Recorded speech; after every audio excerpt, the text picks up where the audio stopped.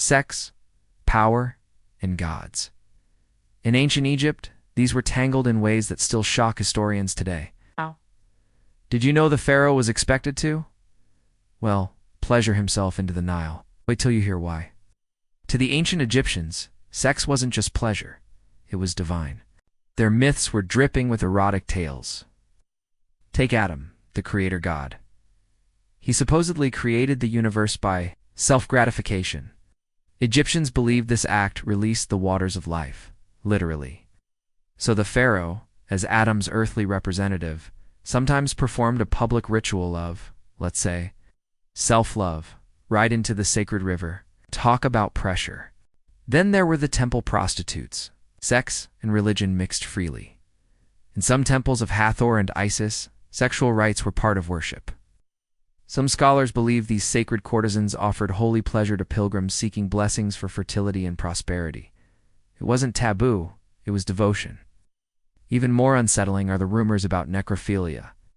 The legend says embalmers delayed mummifying beautiful women so no one would violate the corpse.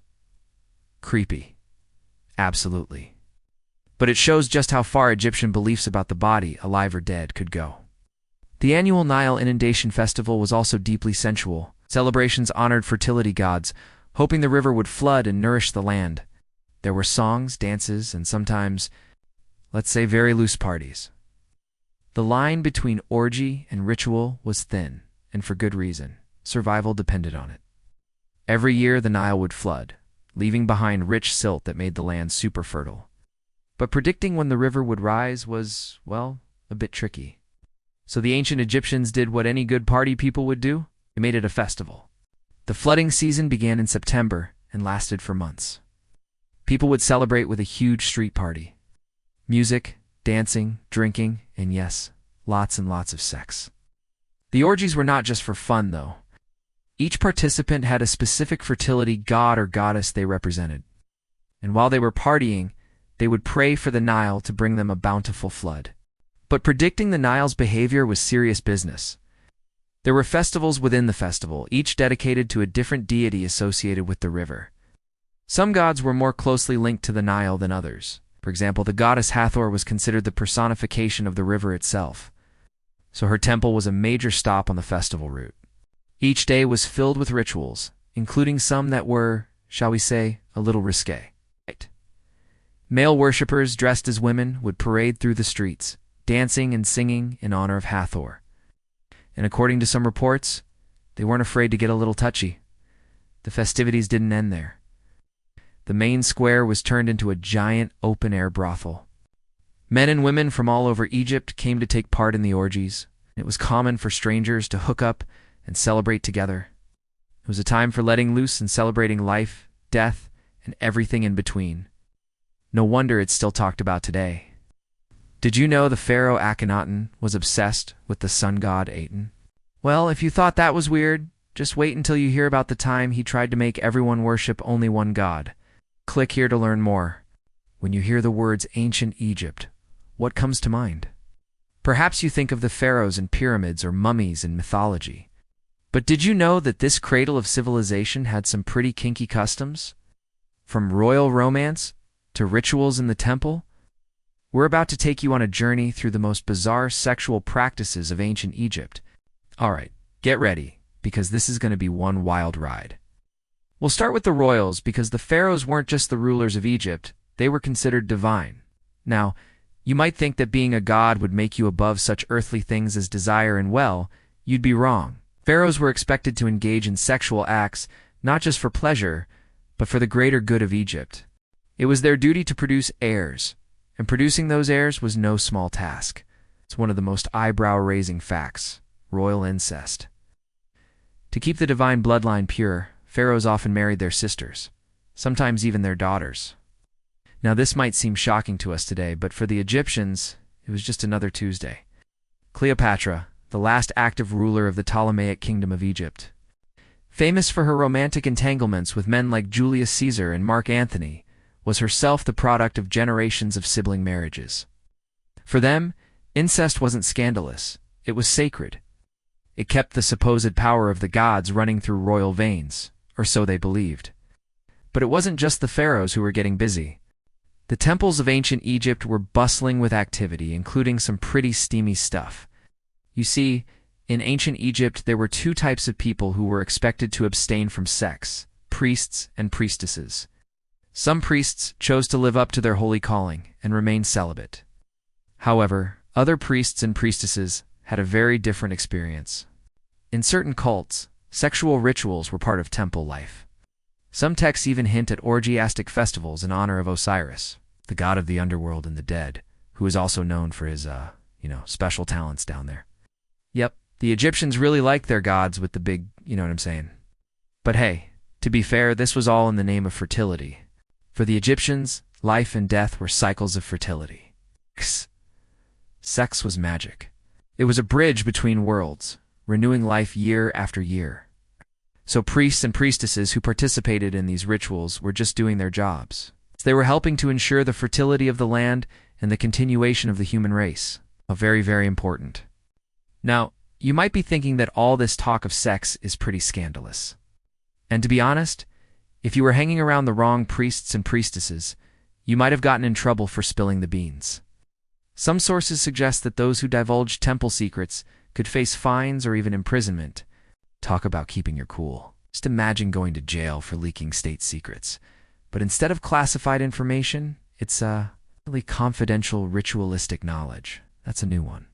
As we wrap up our tale of forbidden history, we hope you've enjoyed this journey into the bedroom antics of ancient Egypt.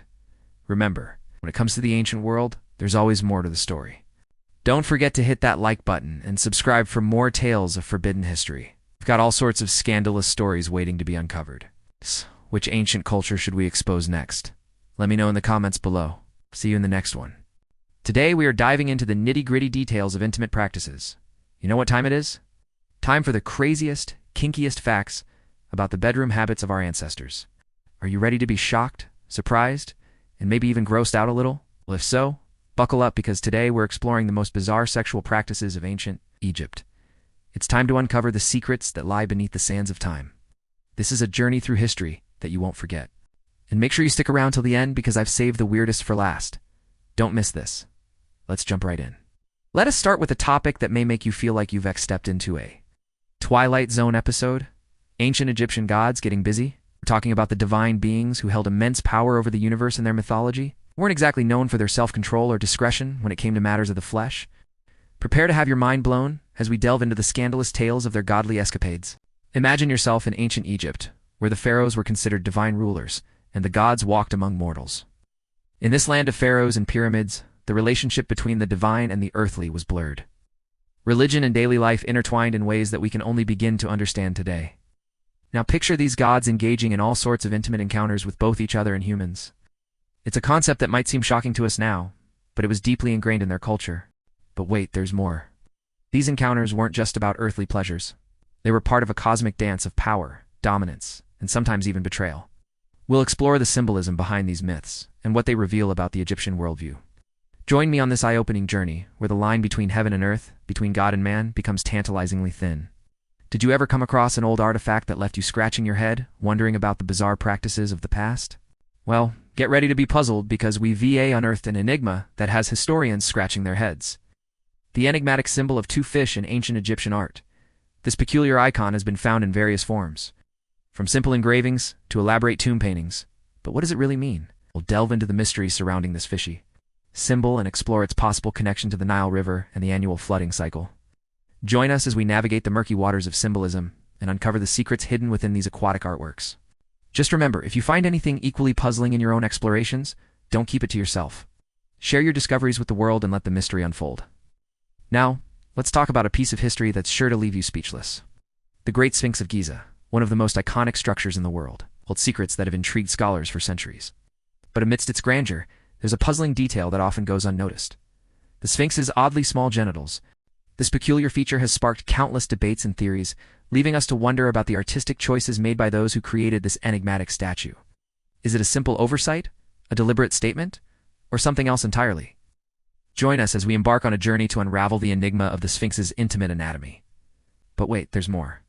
As we dig deeper, we'll uncover surprising insights into ancient Egyptian attitudes towards sexuality and the human body. Do we miss this fascinating exploration of a topic that's rarely discussed when it comes to historical artifacts? So sit back, relax, and prepare to be amazed by the untold story behind the Sphinx's modest proportions. Have you ever stumbled upon a historical artifact that left you utterly baffled? Well, get ready to be perplexed, because we've unearthed a mystery that stumped experts for years. Mysterious female condom, that's right. In the bustling streets of Luxor, Egypt, a tourist recently stumbled upon an intriguing item being sold in a local market. What was this bizarre find? A condom shaped like a fish? Dumb behodom, because there's a twist? This peculiar object isn't just a modern-day contraceptive. It's an ancient replica crafted from materials like linen and papyrus. But why would ancient Egyptians have used such a device? We'll delve into the fascinating theories that attempt to explain the purpose of these enigmatic, fish-shaped contraceptives. Picture yourself in ancient Egypt, where the Nile River was not only a life source, but also a highway for trade and travel. Now imagine the bustling docks of Thebes, where merchants from distant lands gathered.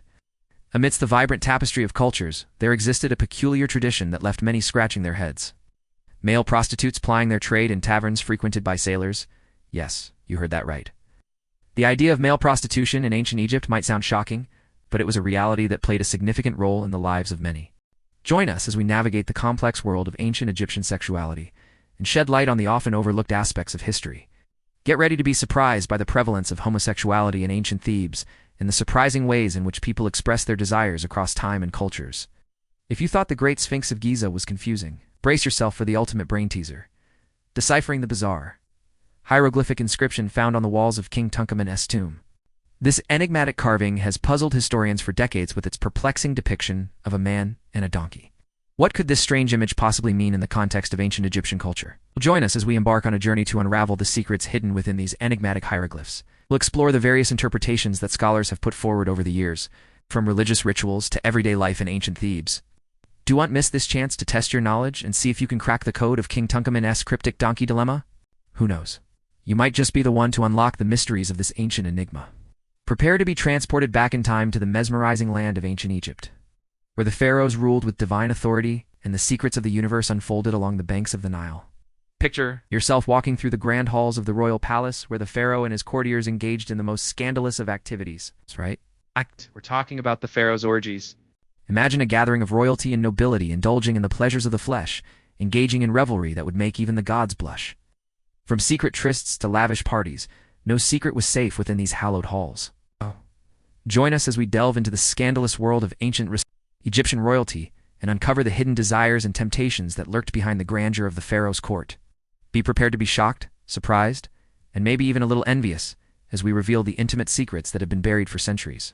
It is time to venture into the heart of ancient Egyptian society and confront a topic that still carries a heavy veil of taboo: the enigmatic practice of necrophilia. Imagine a world where the boundaries between the living and the dead were blurred, and the love between a pharaoh and their deceased partner knew no bounds. While this concept may seem shocking to us today, it was an accepted and even encouraged practice in ancient Egypt. But why?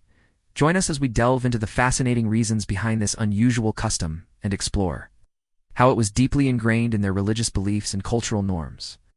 Discover the surprising prevalence of necrophilia among the pharaohs and the Lynx. They went to preserve their love for their departed partners. Brace yourself for a journey that will challenge your perceptions and shed light on one of history's most controversial practices.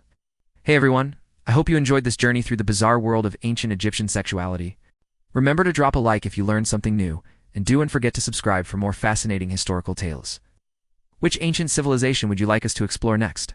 Let me know in the comments below. Till next time, stay curious and keep asking questions. Who knows? You might just uncover the next big historical mystery. Thanks for joining me on this wild ride through the past. Keep an eye out for more outrageous history adventures. See you soon.